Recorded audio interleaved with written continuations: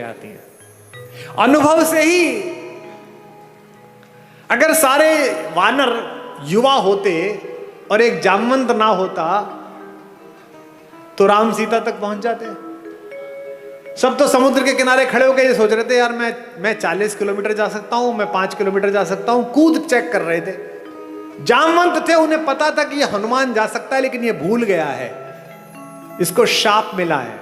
लेकिन कोई याद दिलाएगा तो याद आ जाएगा। तो हनुमान के कंधे पर हाथ रखकर बुजुर्ग जामवंत ने क्या कहा, का चुप साध रहे बलवाना, तू क्या चुप बैठा हुआ है, तू तो पार कर ही सकता है। और हनुमान ने मार दी उछाल और चले गए परली पार। इसलिए हर घर में एक जामवंत जरूरी है, एक बुजुर्ग जरूरी है कि जब तुम थक जाओ तो तुम्हारे कंधे पर हाथ रखकर कह सके, क्या चिंता करता है बेटा, मार उछाल। एक जामवंत सबके घर में जरूरी है। और हम इन जामवंतों को सोचते हैं कि ये तो बूढ़े हो गए, ये क्या बताएंगे।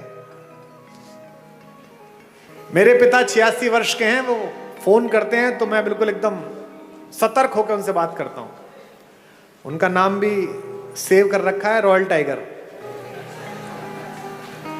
तुरंत डर के फोन उठाते हैं। मेरी बेटियां हंसती हैं कि बोलो, बहुत बड़े ज्ञानी बनते हो, किसी को कुछ भी समझते नहीं हो। अब देखो, मैं जानता हूं 87 वर्ष का एक बुजुर्ग आदमी मेरा कुछ नहीं बिगाड़ सकता अगर मैं अभद्रता करूं, वो भी जानते हैं।